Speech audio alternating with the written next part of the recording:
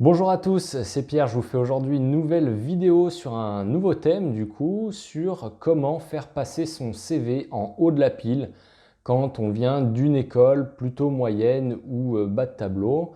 Donc ça s'applique pour l'école de commerce, l'école d'ingénieur, également pour les universités parce que les universités sont également classées.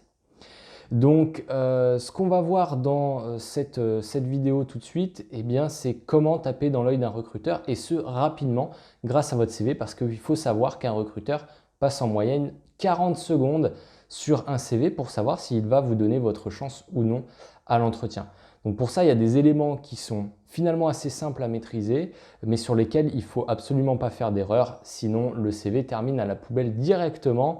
Et il y en a beaucoup qui terminent à la poubelle parce qu'on sait que les recruteurs sont vraiment inondés de différentes candidatures. Ok, donc tout de suite, votre CV, il doit répondre à certaines normes qui peuvent paraître évidentes, mais voilà, si vous ne les maîtrisez pas, c'est déjà une erreur. Donc un CV, ça fait une page. Je suis désolé, mais les CV de 2-3 pages, c'est complètement inutile. Comme je vous le disais, le recruteur, il passe 40 secondes dessus. Il faut qu'il aille vite et qu'il aille détecter les éléments qui sont importants. Donc, toutes vos expériences dont vous pouvez potentiellement être fier, mais qui servent à rien, qui ajoutent rien, eh bien, vous les retirez de votre CV. Ça, c'est hyper important. Ça ne vous empêchera pas d'en parler en entretien. Mais sur le CV, il faut être concis, il faut apporter tout de suite de la valeur pour le recruteur qui peut lire le CV et voir en quoi vous pouvez répondre à la mission qu'il a proposée sur le poste qu'il a proposé. Donc les activités de job étudiant quand on travaillait chez McDo, quand on faisait du babysitting ou je ne sais quoi, ça on peut le retirer tout de suite, ça n'a pas de valeur ajoutée. Donc, comme je vous disais, CV d'une page, plutôt sobre. En tout cas, moi, j'aime les CV qui sont plutôt sobres. Alors, c'est vrai parce que moi, je travaillais dans le milieu de la finance, CV sobre. Il y a des CV qui sont bien plus créatifs. Ça peut être pertinent si jamais vous travaillez dans la communication, dans la mode, dans le marketing. Ce genre de choses-là, il peut être assez intéressant de faire des CV un peu différents. J'ai déjà vu des CV où la présentation, c'était comme une recherche Google finalement, avec les différentes expériences qui sont mentionnées comme sur une page de recherche Google. Ça, c'est bien pour ce type de métier-là. Après, si vous avez un métier qui est beaucoup plus strict, entre guillemets, qui fait moins appel à la créativité, là, on attendra un CV sobre, écriture vraiment basique, pas de style, de forme qui peuvent faire mal aux yeux par exemple, qui peuvent être difficiles à lire. Un CV écrit uniquement en noir, ça suffit. Sur votre photo, vous n'êtes pas obligé de mettre une photo. C'est vrai que ça se fait de moins en moins. Alors dans les pays anglo-saxons, ça se fait même pas du tout ou très peu. Et en France, on a de plus en plus des CV qu'on reçoit sans photo. Et ça pose de moins en moins de problèmes.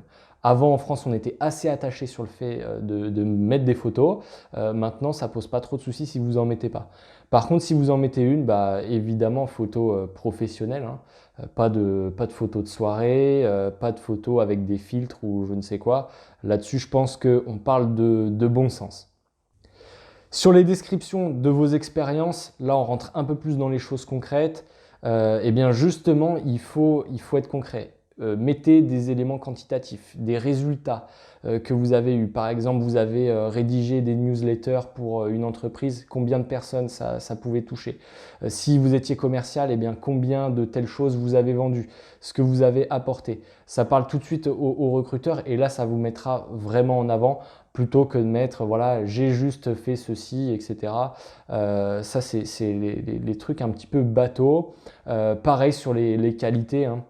Petite parenthèse, dans les CV, il y a des personnes qui mettent leurs qualités.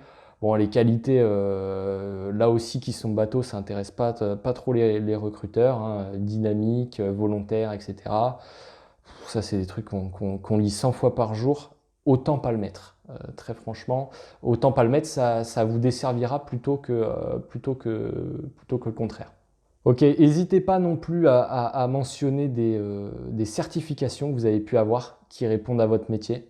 Ça, c'est de plus en plus courant. On demande des certifications un petit peu supplémentaires. Alors, ça peut être des certifications juridiques type AMF, par exemple, pour les gens qui travaillent dans la finance, comme quoi vous maîtrisez la base des produits financiers, le service client également, que vous n'êtes pas un escroc, quoi, en clair.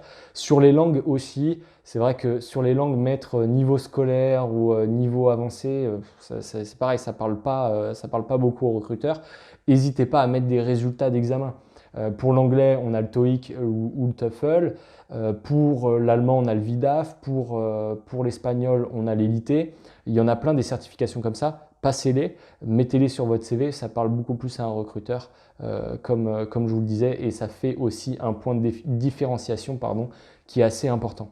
Concernant maintenant les activités, on va dire extrascolaires en dehors de vos études, alors là ça s'applique surtout si vous êtes un étudiant en fin de cycle, que vous cherchez un premier emploi ou des stages de césure ou de fin d'études. Là c'est un élément sur lequel vous allez à coup sûr pouvoir vous démarquer. Et c'est un élément sur lequel il faut être bon, à mon sens. Donc là, n'hésitez pas à mettre en avant les choses que vous avez pu faire en dehors de l'école, qui, pareil, va dans le sens du travail pour lequel vous postulez. Typiquement, comme je l'avais dit dans une précédente vidéo, si vous voulez travailler dans la finance, la gestion de votre portefeuille. Combien vous gérez, qu'est-ce que ça vous a rapporté, quelle stratégie éventuellement vous avez pu mettre en place, mais ça vous le développerez plutôt en entretien. Pareil, si vous travaillez sur la mode, peut-être dire que vous créez des modèles de vêtements, que vous avez créé un site internet pour les vendre, ce genre de choses. Parler de vos voyages, de vos lectures, pour moi, ça n'a aucune valeur ajoutée, vraiment, ça on le voit tout le temps. Passionné par le voyage, passionné par le cinéma ou que sais-je, franchement, on s'en fout. Le recruteur, il s'en moque complètement. Et puis, là aussi, ça dessert plutôt les candidats que l'inverse. C'est vraiment le truc bateau. Et finalement, souvent, c'est à la fin du CV. Donc, on termine sur cette note-là où on se dit, bon, c'est plutôt quelqu'un de banal et de pas très intéressant. Donc, mettez des choses qui soient vraiment concrètes et qui vous servent. Et c'est là-dessus vraiment que vous pourrez vous différencier. Alors, on a aussi, évidemment, si vous faites du sport, par exemple, à haut niveau, c'est bien de le mettre. Si vous faites du VTT tous les dimanches, là, c'est pareil, on s'en moque un peu. Si vous êtes champion départemental de VTT, là, c'est important de le mettre. Ça peut être une accroche avec le recruteur qui soit importante. Pareil pour l'humanitaire. Si vous faites de l'humanitaire, là aussi, ça peut être des valeurs qui peuvent être importantes pour la société et sur lesquelles le recruteur aura plaisir à échanger. Donc voilà, mettez des choses qui soient un peu au-dessus de ce que fait la moyenne des gens, si vous voulez que votre CV tape dans l'œil du recruteur. Alors, une petite astuce pour la fin, pour ceux qui sont restés jusqu'au bout de cette vidéo. Vous savez, surtout si vous postulez dans des grands groupes, des grandes entreprises, on a beaucoup d'ordinateurs qui font un premier tri des CV, qui vont chercher des mots-clés pour savoir s'ils le transfèrent ou pas à la personne humaine qui va ensuite lire le CV. Et là, eh bien, il y a des petites astuces pour pouvoir passer ces fameux robots et les tromper. Donc en clair, vous éditez un format PDF sur lequel vous avez écrit avant en blanc, donc en blanc sur blanc, eh bien, des valeurs clés que vous savez que le recruteur peut rechercher. Donc par exemple, vous pouvez vous amuser à mettre HEC, Sciences Po Paris ou des logiciels par exemple que vous savez qui sont importants dans votre métier, et mettre maîtrise de tel logiciel, etc. Donc ça aussi, ça vous permet déjà de passer le premier filtre et le recruteur va recevoir une notification comme quoi ce CV a une haute importance et qu'il faut qu'il jette un coup d'œil. Après, c'est le CV que vous avez construit avec le recruteur, le feeling qu'il y aura, savoir s'il vous rappellera ou pas pour l'entretien. Voilà, moi je sais que ça m'est déjà arrivé, un recruteur qui me l'a dit, que de prime abord, mon CV il n'était pas forcément indiqué, c'était pas forcément ce qu'il cherchait, mais que finalement, l'ayant lu, eh bien, ça l'avait intéressé et qu'il s'était dit je vais au moins le recevoir en entretien. Et donc ça a été le cas, j'ai été reçu en entretien, on avait pu après échanger un peu plus sur le CV. Donc au moins, il m'a donné ma chance d'aller défendre ma candidature, même si j'avais pas forcément le diplôme qu'il recherchait, même si j'avais pas forcément la compétence qu'il recherchait sur tel type de projet. Mais au moins, voilà, j'ai pu défendre ma chance. et discuter avec lui en entretien. Après, bah, voilà, c'est l'entretien qui fait la suite. Et d'ailleurs, bah, je vous ai donné déjà des éléments pour réussir vos entretiens dans une précédente vidéo. Je vous invite à aller la regarder si ça peut vous intéresser. Voilà, globalement, cette vidéo, elle est terminée, elle est simple. Il n'y a rien d'extraordinaire. Peut-être que vous saviez déjà tout ça, mais en attendant, c'est des éléments que moi, je vois sur les différents CV qui passent entre mes mains, qui ne sont pas très bien maîtrisés. Et on a souvent des choses qui sont assez bancales et qui ne donnent pas envie aux recruteurs. Donc, c'est vraiment important de travailler ça. Je ferai peut-être une autre vidéo sur les lettres de motivation, même si c'est vrai que ça aussi, ça se demande de moins en moins.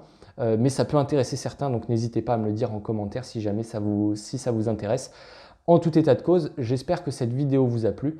Et puis, je vous dis à bientôt pour une très prochaine vidéo. Salut!